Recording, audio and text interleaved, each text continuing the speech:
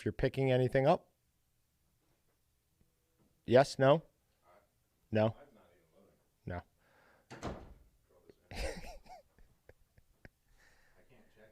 It's still, there, I'll check it on my phone.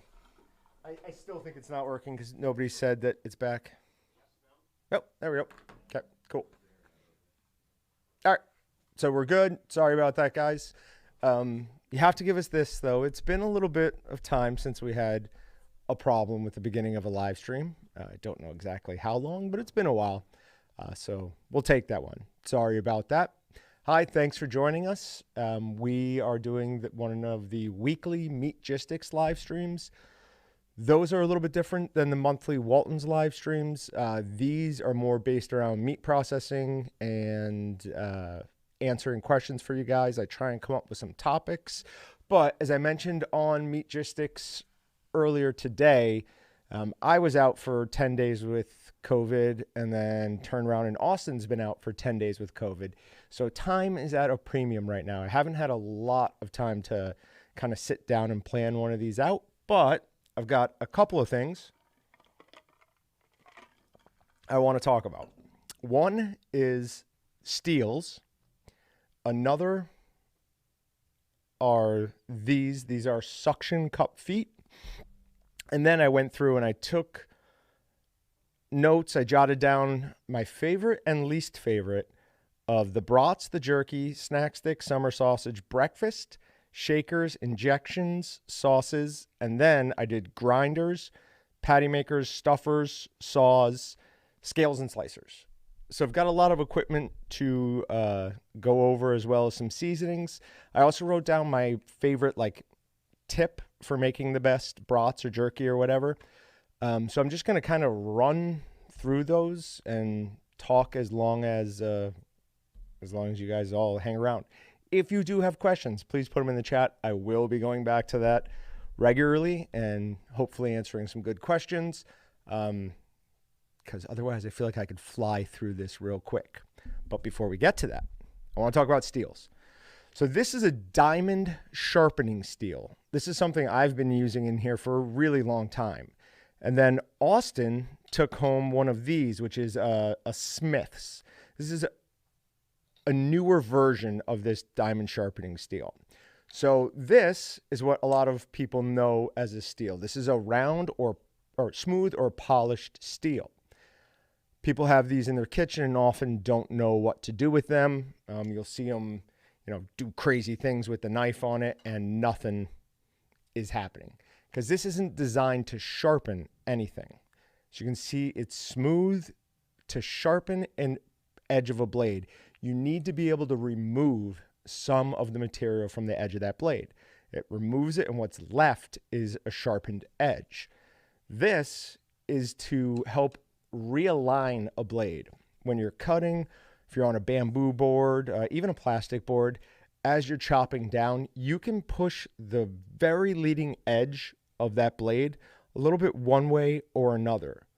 What happens then is you have a really hard time making smooth, easy cuts. A great way to see if your knife is not only sharp but in line is try cutting a tomato super thin. Just run right through it. A knife that is both sharp and in line is going to go right through that. You should be able to get it where you can basically see through it. This is for that. So if I'm doing a lot of processing, actually, to be honest, I rarely ever use a fully smooth steel. I'll usually use a regular cut steel in conjunction with my diamond sharpening steel. But what I do if I'm deboning a bunch of pork butts, I will get through 10 cuts. If I nick a bone, I'll do it less than that. And then I'll just quickly come over and make a couple of passes. Now, how to use this steel, for a boning knife, we want our angle to be about 18 degrees. So how do you figure that out? Straight on like this is 90. Half that, that's 45. Half that again, that's 22. So you want to be right in there. So 90, half it, half it. And then how I like doing it is I hold it out across my chest like this. I keep an eye on the point of my steel. And I'm not going to move this hand at all. I'm going to go ahead and line up my blade, and my wrist is moving. Just my wrist.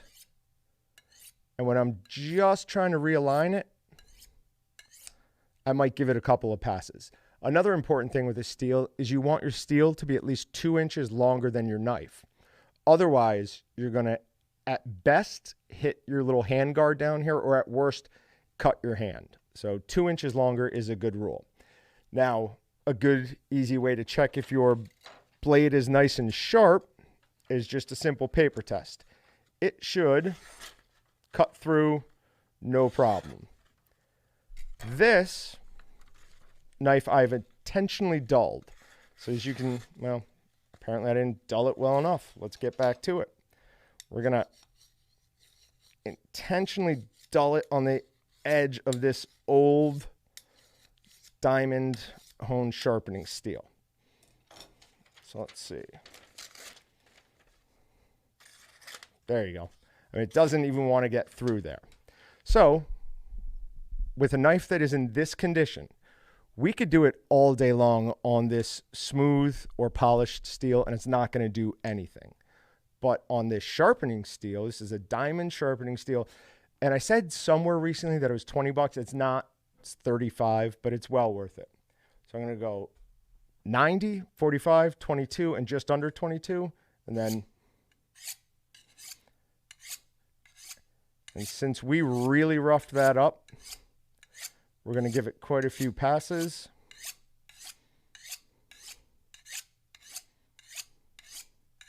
Now, I know Tex was talking about, I think he bought that one, but they are awesome. And then I'm just going to finish it off on either a smooth or a regular cut steel. And then we're going to see if this is sharp now. With as dull as I tried to get that, it might not be there yet. It can take some time with a diamond hone sharpening steel to get it back to sharp. Yep, we are not there yet.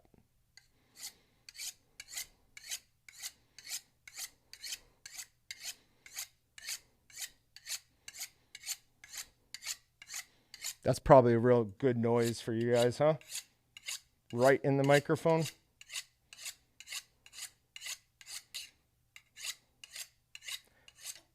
And that's another thing. I'm doing this a little bit fast. You see it in movies and TV shows all the time where they're going a million miles an hour with that thing. It's not necessary. Just take your time. And whatever speed is easiest for you to keep that same angle at. Let's see if we got it now. There you go. Back to sharp in, I don't know, a minute, 2 minutes. From very, very dull back to very sharp, or at least sharp enough. A couple of other things. Bamboo is what a lot of us have as cutting boards, and it's great mostly, in my opinion at least, because it's easily sustainable. I mean, bamboo is technically a grass, grows incredibly quickly, so there's no problem. You can have a board for a couple of years, get rid of it, and no real cost to the environment. The problem is it's extremely hard. Recently, I've gone to using the mats, the little just Waltons, or you know what they are, the disposable cutting mats. The plastic is much softer than the bamboo, so it is better on your knives. If I'm using my Victorinox knives, I definitely will consider what I'm putting them on. When I'm using these boning knives, these are the Walton's knives, and they're good knives, but they're not anything I need to be super careful with. They don't cost as much, so if I damage them, it's not as big of a loss. Some of these knives, like Japanese sushi chefs will literally never touch a hard surface. Like some of those knives are never going to be used to chop anything. They're only for cutting meat and other vegetables and ingredients like that. Most of us can't have that type of knife. So a good set of knives and a couple of good steels really do make all the world of difference. We say it all the time, but it is not sharp knives that cause accidents. It is dull knives. Because as you're trying to cut, you're pushing harder and harder, something slips. And even this, when it was dull, still could have cut me and probably would have been worse because it would have had a ragged edge. That's going to leave a much worse cut. Okay, sorry about that. Let me run through chat real quick. Oh, Austin's in the chat. Nice. No, I didn't have the testicular fortitude to move into Austin's office. All right. Hi, Pamela. Nice to have you here. That's a good question. What is the lifespan of a diamond steel? So this is the first one that, well, the first one that we've been using in Meatgistics, and we've been using this for a little over 2 years. I do absolutely see down here where I was using this to destroy the edge of that knife, it did pull away a bunch of the diamond coating. So it's not forever. I think part of it's going to depend obviously on how much it's used, how much care you take of it. But I am also thinking that this is going to last a good deal longer. It's not the same material. As you can see, it's got oval patterns cut out of the metal, and in the middle is this orange material. And you probably won't be able to see this, but there's definitely a good amount of metal shavings left on this, so it is absolutely doing its job. But yeah, Tex, sorry, I don't know that.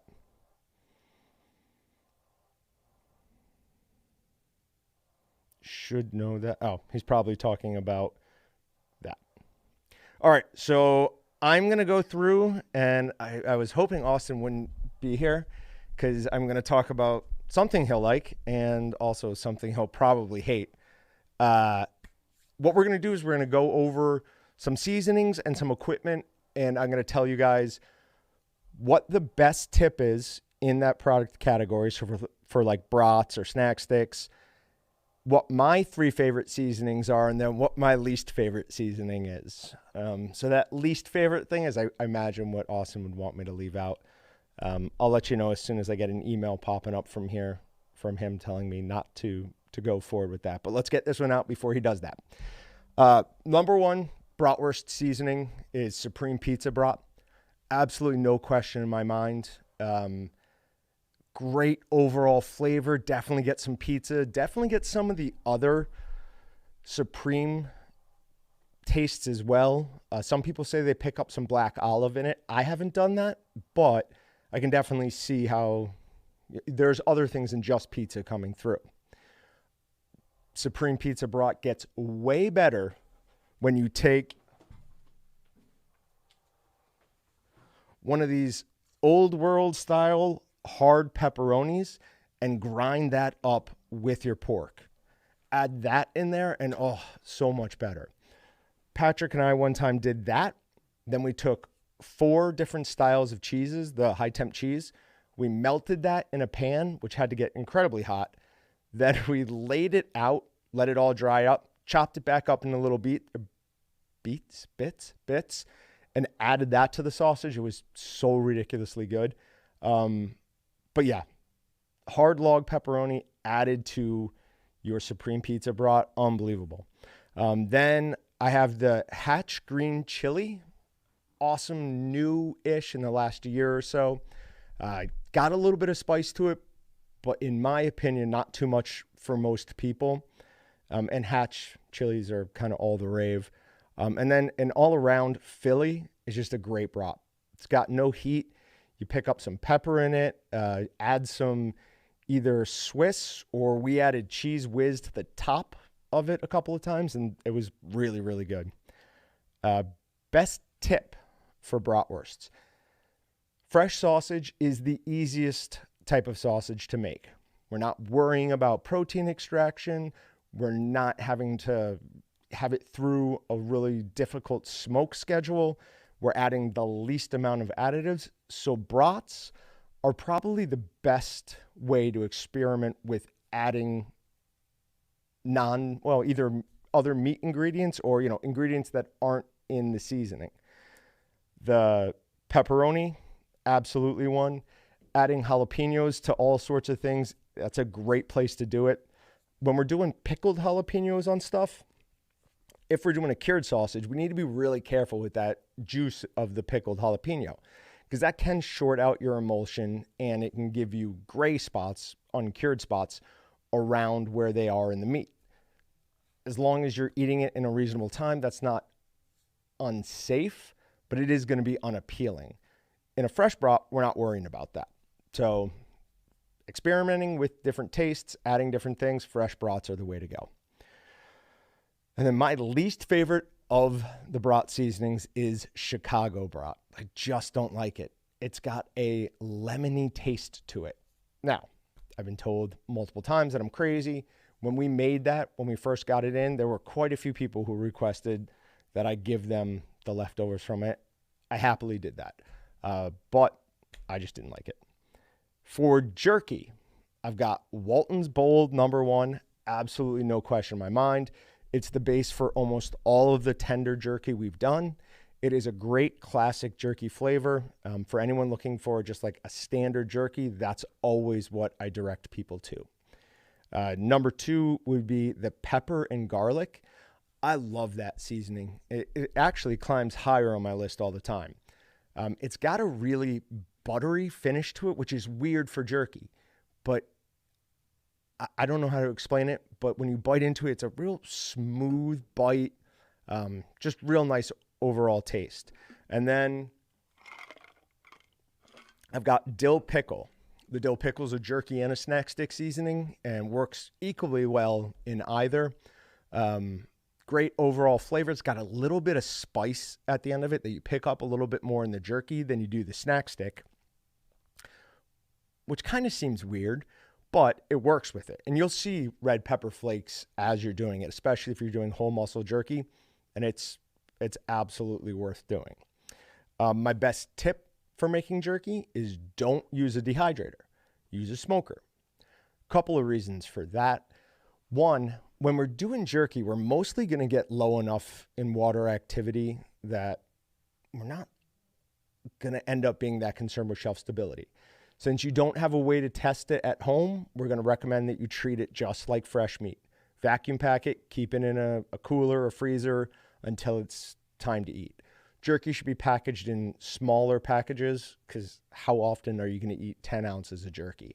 So 3 or 4 ounces a bag, and they'll keep basically forever. If you vacuum seal it and the hard edges of the jerky puncture that bag, instead of taking it out and trying a new bag, take that bag, put it in another bag. That I don't think I've ever had it fail by puncturing the second bag. I don't think I have. And then my least favorite on this is Tex-Mex. I do not like Tex-Mex, really, anything. It's got like a chili powder taste to it that I don't care for. All right, let me hop back to chat and see if I'm missing anything. Lifespan. Pepperoni and Supreme Pizza Brat was one of the best brats I've ever ate. Yep. Philly should be somebody's go-to. It's awesome.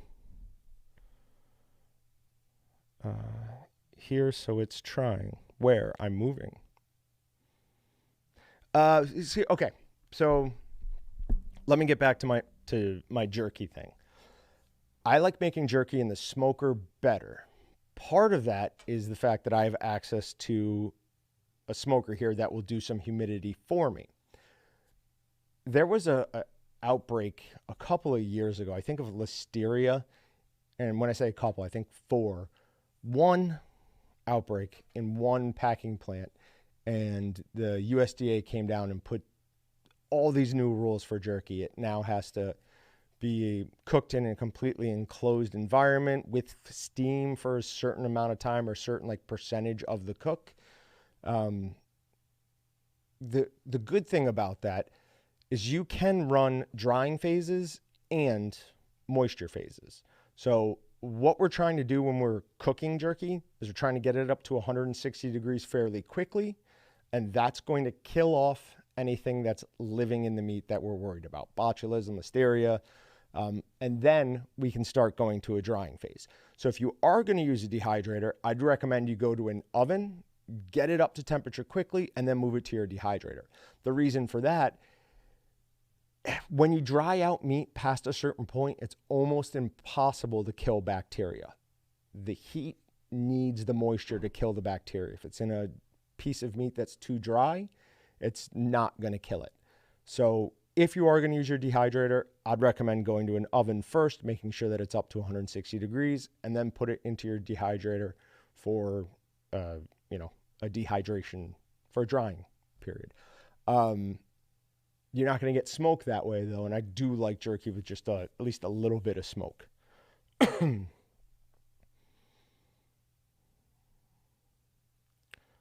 All right, so then we've got snack sticks. I'm sure my favorite here will be no surprise to anybody. It's Willie's.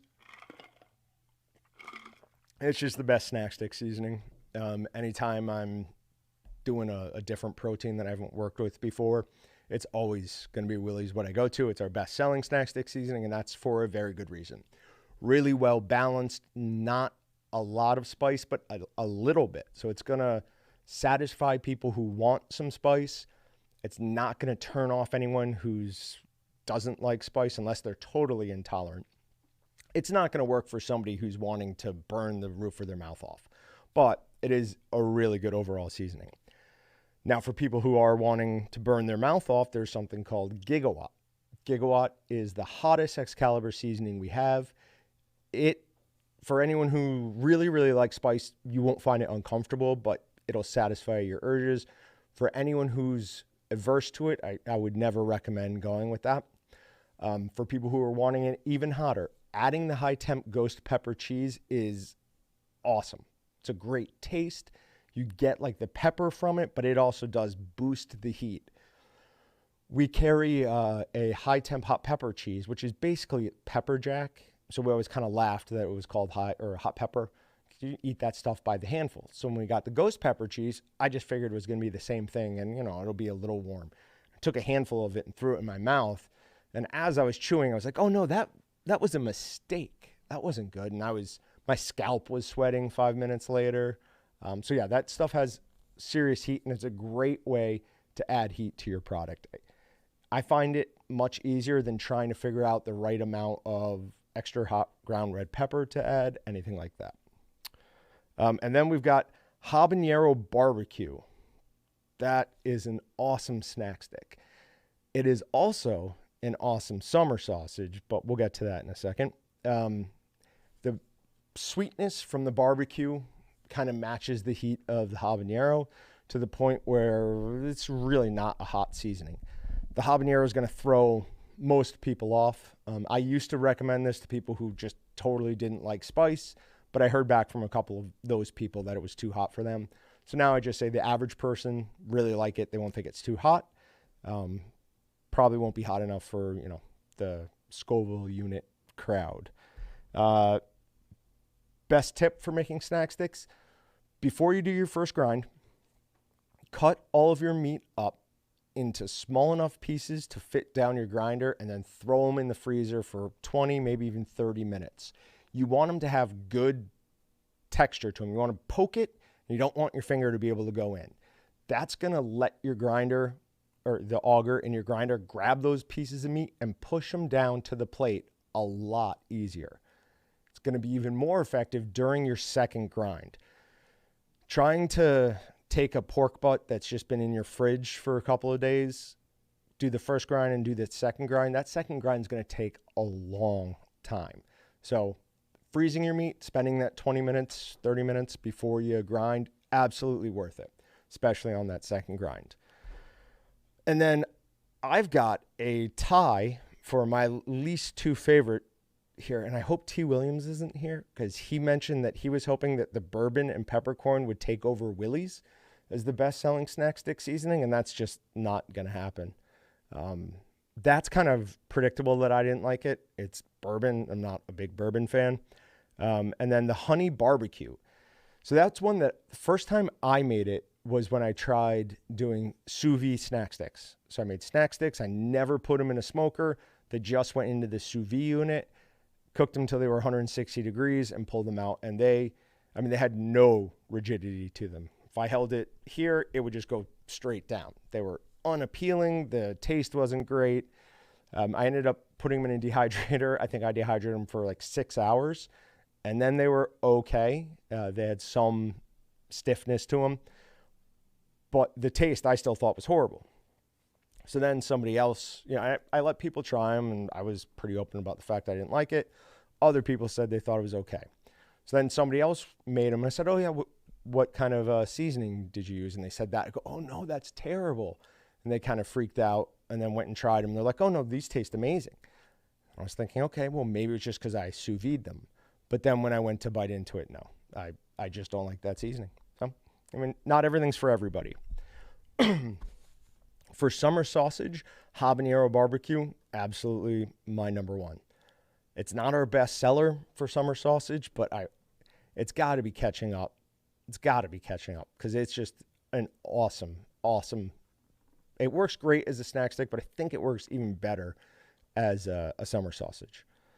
Then the H Summer, which is our best selling, and then the Tones is another one that's really good that not a lot of people make, probably mostly because it's in 100-pound units. But and best tip for summer sausage is finish it in water.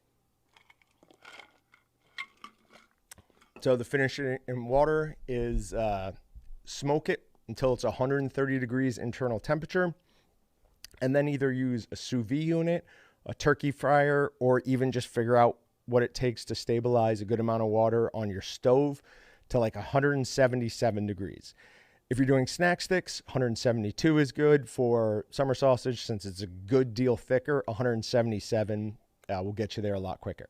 So you pull it from your smoker to 130, put it into that water, and within 40 minutes for sure, you'll be up to 160 degrees. It cuts hours off your smoke time because right around 130, that's when you're going to start fighting the stall. Stall is when meat starts expelling all its water. It evaporates off the surface of the sausage, so it makes it harder for the sausage to go up in temperature. We totally bypass that by putting it in the water. It's totally surrounded, so it's just going to shoot right up.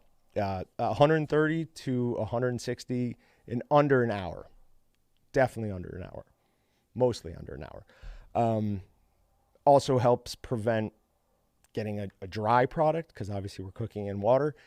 And the only way I'd recommend, or the only time I would recommend that you vacuum seal it before you put it in the water is if you have a sous vide unit like the Hamilton Beach commercial, which actually sucks water in, heats it up, and shoots it back out.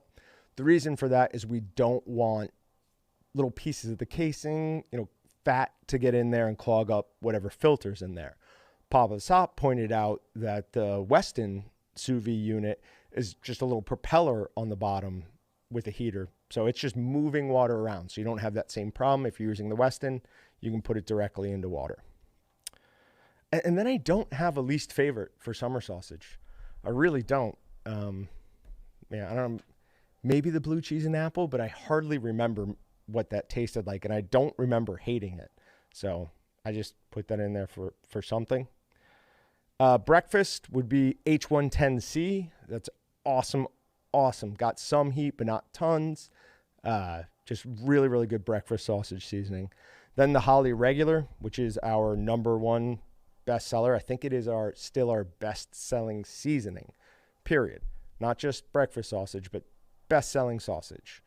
Then the 1504 PSS. And then for my best tip, especially if you're using collagen casings for breakfast sausage, is cook slowly. If you try to cook them at too high of a temperature, you're going to get bulbs on the end at best and possibly lumps in the sausage.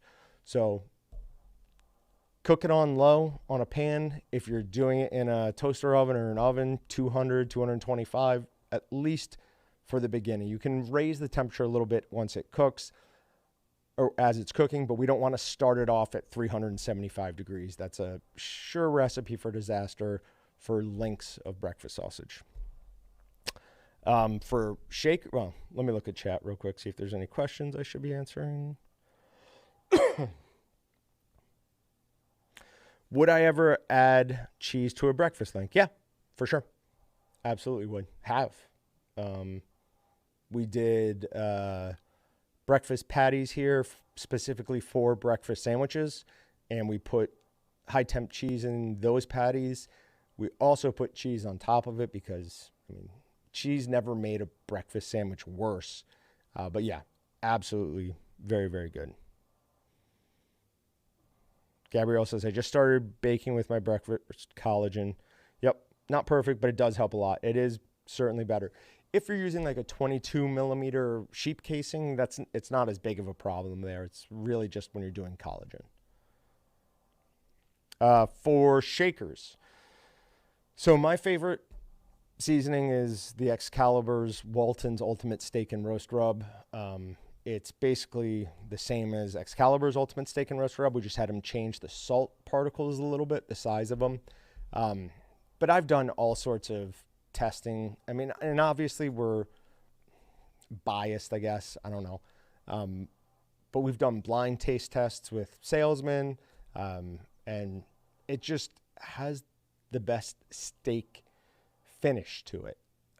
It's got like almost a little bit of a Montreal steak seasoning to it, but it's better than that. I don't like a sweet taste on my steak, and a lot of the steak and brisket rubs out there really do kind of try to put some sweetness into it, and that's not what I'm looking for in a steak. I don't know, maybe it's meat selection matters. I tend to try at least to be pretty careful about the ribeyes I choose, strip steaks, anything like that. But yeah, and then I reverse sear all my steaks. Then my next few favorites were also from Excalibur, but they discontinued all of them. They discontinued the salt and vinegar, the sun-dried tomato, and the garlic romano. All of those were amazing seasonings, and I'm hoping that something's going on and they're going to reimagine them as seasonings to come back, especially that sun-dried tomato. It's been like 3 years since they discontinued that, and I'm not over it at all. The number one ingredient was Parmesan cheese. It was amazing to just pour in your hand and eat handfuls of it. It was awesome. Then Eat, the most powerful stuff. Awesome, awesome shaker for all kinds of barbecue. All the Eat stuff is good. The sweetness from them, also really, really good. Then JP's Custom Sweetness for chicken. It's absolutely great. It can kind of give a little bit of an orange-ish appearance depending on how much you put on and how you cook it. But taste-wise, it's great. And then I don't have a least favorite shaker. I put down the smoked sea salt because I don't like smoked sea salt. Excuse me. Injections. Paz Black Bull, the soluble one, absolutely awesome. 2 years ago, we were having some company event here, and I don't remember what it was, but I couldn't be there for the dinner portion of it. But we were serving briskets, so I injected a bunch of briskets with Paz Black Bull. I vacuum sealed them, and then I smoked them. And I found out a couple of days later that Don Walton, who is Austin's grandfather, said they were the best brisket he's ever had. So I got that compliment from him. So I hang my hat on that. But yeah, Paz does a great job of increasing the umami flavor of any type of meat. I've done it on beef, pork, chicken, pheasant, turkey, and it's good on all of them. Really, really good overall seasoning. Then the butter flavored seasoning, it's very versatile. It's good on all sorts of pork. I think Austin uses it on his roasts, something like that. I haven't done that. And then soluble apple. I like the soluble apple a lot on turkey and chicken. Works well. Best tip for that is use a scale. A lot of these things, it is possible to inject too much of it. And if it has phosphate in it, that can lead to a problem where you'll get a soapy taste. Too much phosphate can give you a soapy taste. So use a scale, make sure you're injecting the correct amount. Most of the time, as long as you have your mix correctly dissolved, the meat just won't take anything more at a certain point. Like you'll put your needle in, inject, as you pull out, most of what you injected will just come right back out. That's when it's fully saturated and it's really not going to take any more seasoning. I don't have one. There aren't enough of the injectable seasonings for me to have one that I specifically dislike. All right. For sauces, my favorite is Cosmo's OP-X1. Cosmo's is great all around, but they've really nailed that sauce. I don't use barbecue sauce on a ton of things. I don't put it on ribs. I don't put it on pulled pork, at least not while I'm cooking. But that OP-X1 is one that I'll often dip things in, or just if something's looking a little dry, finish it off with. Then there's Captain Rodney's Boucan. It's awesome on smoked wings. Get your grill or smoker to 225. If you're using a pellet combo smoker, get a shelf to keep it a little bit further away from the heat, and smoke it an hour one side, flip them the other side, and then finish it off with that Boucan. And oh, it's so good. I don't even know if I'm saying that right, by the way. Boucan. And then Excalibur Sweet and Tangy. We were doing something where we were trying a bunch of different dips, and Patrick pointed out that tastes exactly like Wendy's sweet and tangy sauce, and it does. So I just love it. And then Big Rick's is good all around, but I do not like their jalapeno mustard. And I know if Colton was watching this, he'd have a heart attack with me saying that. All right, let's go look back through chat, see if there's any questions. Pause will be there. Good. Yep, you will not be disappointed. I'm going to fill up on water real quick. Austin will respond to your questions.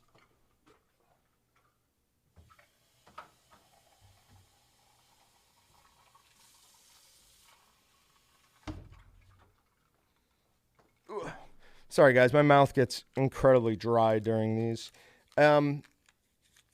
If you have questions, start putting them in now, because unlike most of our weekly Meatgistics podcasts, I am going to give a few things away here. I'm going to give away 3 of these Walton's boning knives, and somebody has to have a Walton's 11, 26 or 33 pound stuffer.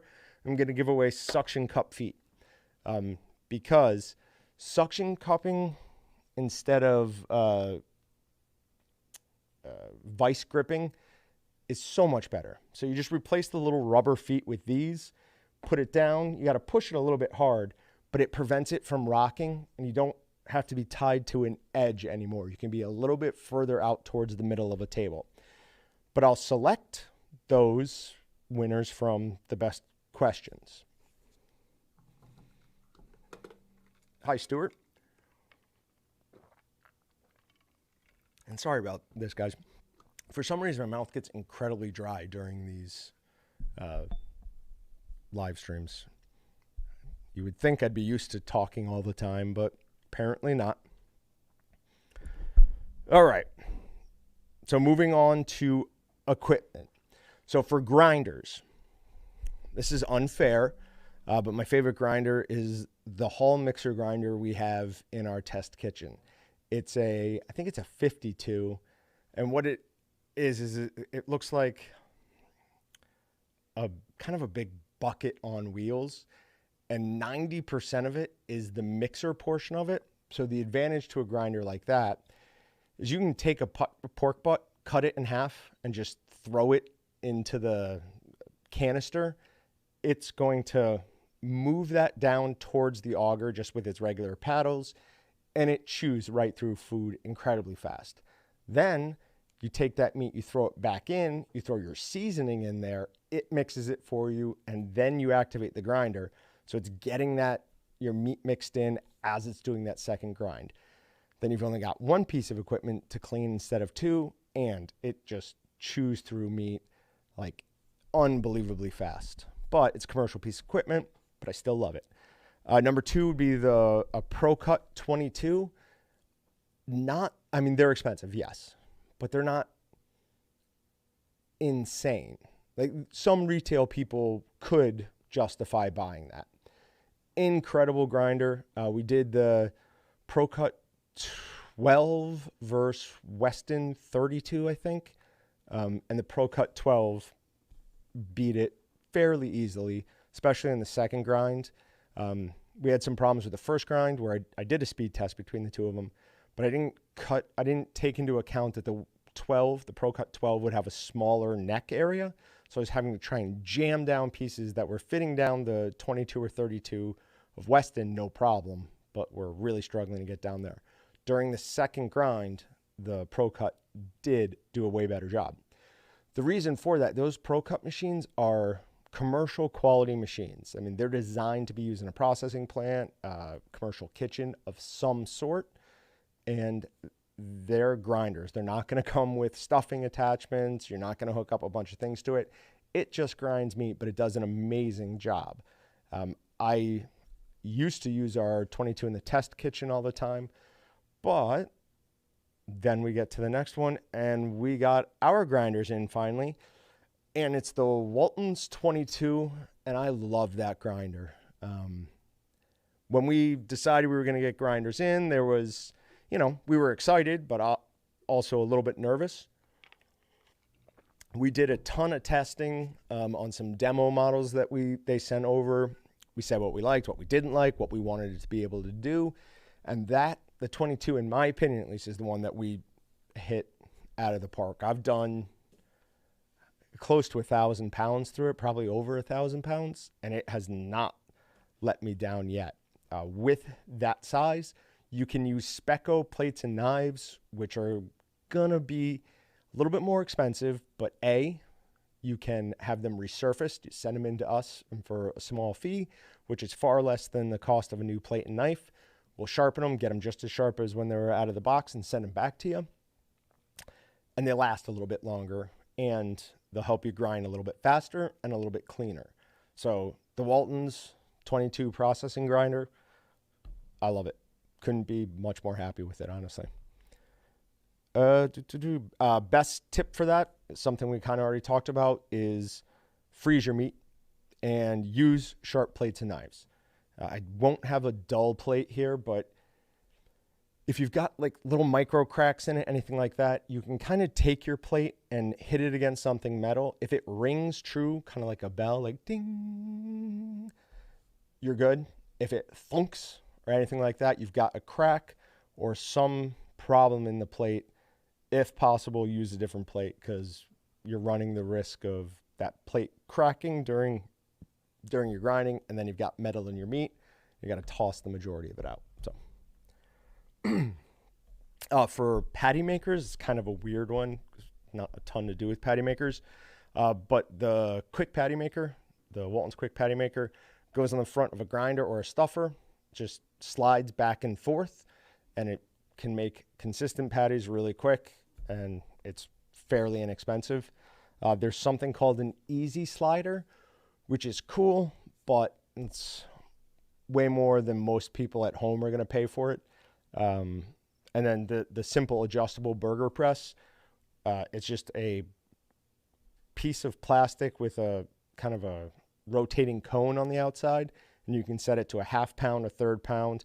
You just take your meat and you push it down in and form it, put the outside covering back down, and you're left with either a third or a half pound, I think even a quarter pound burger.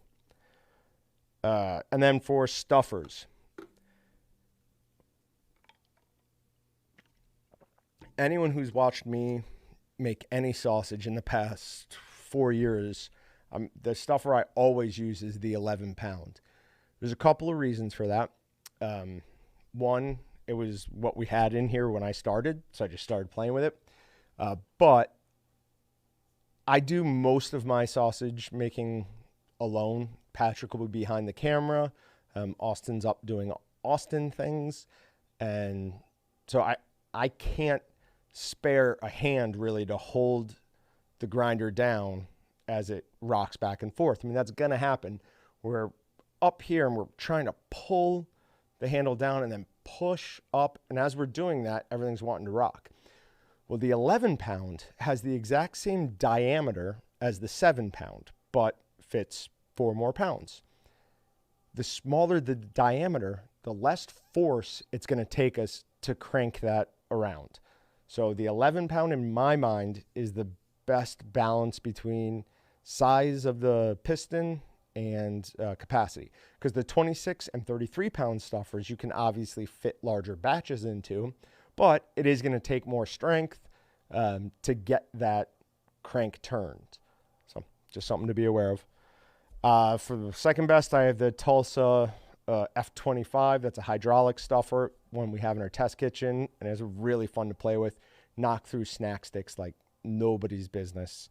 And then third would be the 33 pound. And then for my tip would be, it's how well these stick on. Suction cup feet your grinder to a smooth surface, makes it much easier. In the past, I'd always use like a wood vice grip, and I'd go on underneath the side of the table and on top of the base, and it does a good job, but you're married right to the side. You can't go at all towards the center of the table. These remove that, and they're easy to install. You just push out the rubber feet, and you will have to find, whoever wins these will have to find nuts that this will fit on, but that's simple. They're fairly standard size. For scales, my favorite is the precision scale from Ascali. Measures in fractions of grams. That's really useful when we're measuring out seasonings and additives for smaller batches. I mean, some of these sausage and jerky seasonings are half a pound for 25 pounds. So if you're wanting to do a 5-pound batch, you're having to get down to pretty small amounts. And that's the seasoning. When you start talking about additives for small batches, like the sodium erythorbate, 7/8 of an ounce is enough to activate the cure for 100 pounds of meat. So if you're doing a 5-pound batch, you need to be able to measure not even just in grams, but in fractions of grams. And that does it at a really reasonable price. Then the Zero digital scale, the orange one, obviously, even though it'd be better if it was in blue, but great all-around food prep scale. And then the A&D SJ500SS, or HS. It's just a great commercial scale. We have one in our commercial kitchen. I use it all the time. Hyper accurate, weighs to small little fractions, and just all around easy to use. All right, let's see if we've got any questions now that you guys know something's on the line. Somebody's going to win some stuff.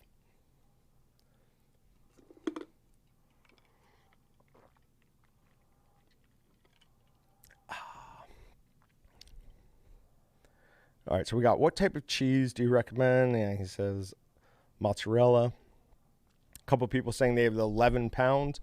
That is the best size in my mind. Oh, Stuart Connolly just got an 11 pounder last week. Nicely. Yeah. Ryan Jones is saying his buddy just got a Pro Cut 22. I mean, they are awesome, awesome grinders. All right. When do you put the seasoning in on sausages, before first grind or before second grind? So, Stuart, I actually don't do it at all then. I do my first and second grinds, and then I add my sausage. The main reason that I do it that way, and a lot of people do put the seasoning in between the first and second grind. The reason I don't do that is once we've added the seasoning, which will have the salt, that salt's going to start extracting the proteins, and then whatever's on the inside of that grinder, the throat area, the auger, the plates, the knives, the neck, all of that is going to be a nightmare to clean if you let it sit for any period of time. And I almost never have the opportunity to go right from grinding to cleaning. It's almost always go grind, mix, stuff, start smoking, and then get to cleaning. So I just do it as a separate section. Plenty of people do it in between the first and second grind, and that's fine. If you're going to do that, be aware of your additives. You do not want to add encapsulated citric acid in between your first and second grind and then grind it again. You're going to rupture the encapsulation on that, and that encapsulation prevents the acid from interacting with the meat too quickly. If it does it too early in the cooking cycle, you're going to denature your proteins. In fact, you might not even be able to get them to extract. You might not even be able to get it sticky because all of that acid has denatured the proteins. And once they've denatured, we can't make them form new bonds and get all sticky. Somebody said, any word on vacuum chambers? I talked to Austin about this in the last week or so, and it is going to be fairly shortly. I was thinking it would be the end of 2021, but it looks like it's going to happen quicker than that. So I don't have an exact date for you yet, but hopefully fairly soon.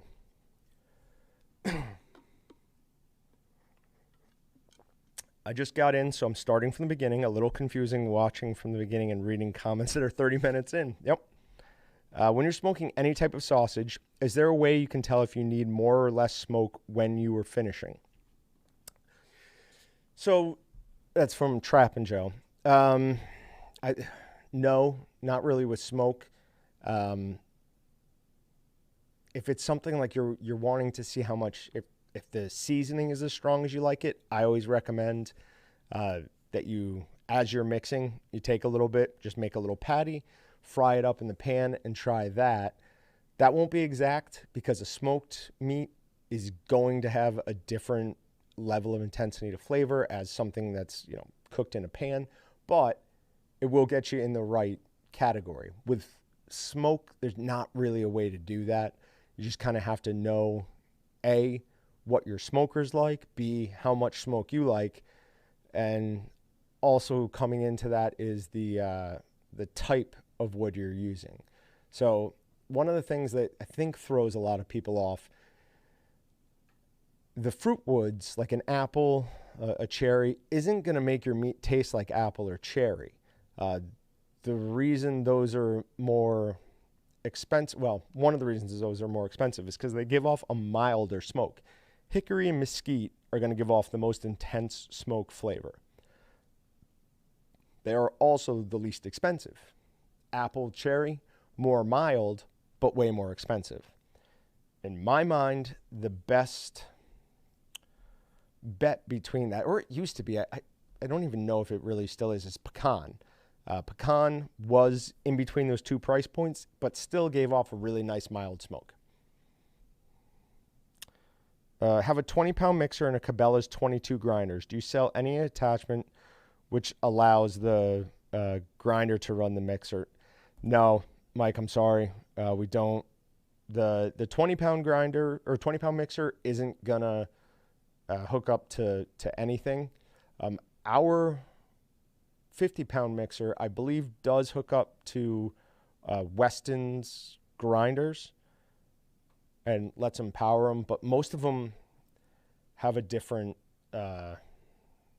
size hookup. So the actual thing that turns the auger, I can't think of the word for it at the moment, those are almost all going to be the same, but the area around that seems to be different. I don't know if that's done to prevent people from using one of this and one of the other. It doesn't make sense to me. But no, those 20-pound mixers are manual only. Yeah, Ryan, they should be here fairly shortly. Everything's still a struggle trying to get stuff in. Obviously keep things in stock as well. But yeah, we're hoping, sure, if Austin's still asking or watching, maybe he can answer that. Fat Bob, use quick grip clamps and clamp it to your wife's table. I mean, that's what I had always done before I started using these. And for anyone who, doesn't get these, I think I bought the set of 4 for like $6.95 on Amazon. They are absolutely worth it. The only downside to it is that when you're going to move the stuffer, it can be hard to get off the table. I generally have to pull it towards the edge. And once I get 2 of the seals broken, I can get the other ones. But you're not just going to lift it straight up. That's not going to happen. Papa Sop says 11 pound is the bomb. Did I just say that? It seems as if you did. Yep. Texas, the Weston 300 pound scale is handy for weighing out meat and meat lugs. Absolutely. That's another one that absolutely should have been on that because it does get a lot of use in this kitchen. Are the suction cup feet for sale? Not seeing them. Just got the 11 pound a few weeks ago and using tomorrow for the first time. They are not yet. We are eventually planning at least on doing them. We're also trying to get them included with the stuffers. It'd be the type of thing where these come along and you could use either the bullet feet that come with it, because this might not work for, if somebody's on a rough wood table, this might not work well for them. But no, they're not on sale on Walton's Inc. yet. But if you look up suction cup feet on Amazon, if you can't wait, not going to hurt our feelings. You bought the stuffer from us, so good job. Good luck using that tomorrow. A couple of tips would be make sure your meat is cold when you're using the stuffer. Make sure you have the right fat content and water content. And the gap on the piston gasket goes down. That'll make sense when you're putting it on if it doesn't come on. The gap faces down. So. Habanero Barbecue is amazing for summer sausage. Absolutely. In my opinion, easily the best of the summer sausages. Rubber pads on the clamp keep it from moving at all. So, hold on.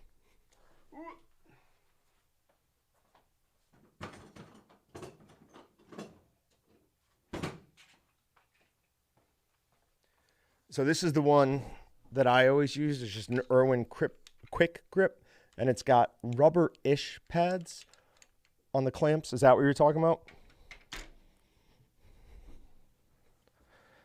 Oh.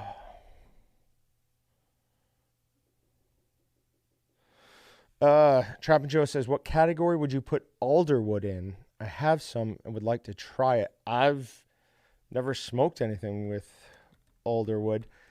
We do have somebody here who is heavily involved in the wood for barbecue industry. I can ask him his thoughts on alderwood, and I'll put something on Meatgistics because I have no experience with it.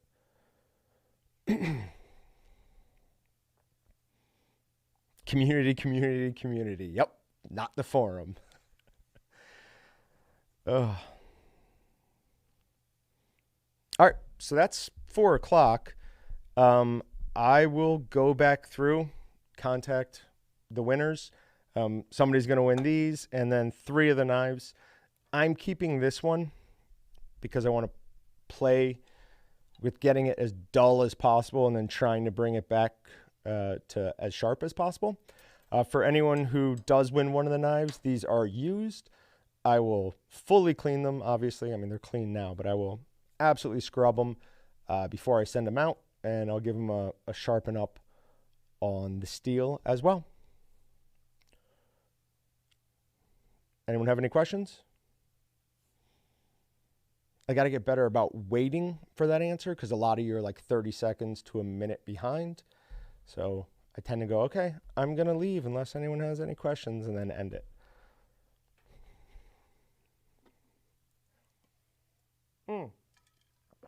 And there's I'm going to put a link to it. There is a post I have on our community, meatgistics.com, looking for more topics, more ideas on what we should cover. I mean, I want this to be as useful for you guys. One of the ones that a couple people have requested is dry cured, and we are going to get to that. It's just not something that we've done a ton with, but we do have TSPX. We do have a dry curing cabinet available to us, so we are going to get into that more. We'll do a ton of things on Meatgistics with it, on social media. But an ability for you guys to have a live stream where you can ask questions and I can answer them would be, I think, a lot more helpful than just a video. And I'm posting the link to that Meatgistics thread. Fred Hoffman says, can you pick me? No, but I will go back through and I will pick some winners from that and I will reach out to you. But, all right. Thanks, guys. We'll see you next week. Next week's the 25th. And then following that, we will have our monthly live stream on the 1st, same place at 2:30. I think we do those. Yeah, 2:30. So we'll see you.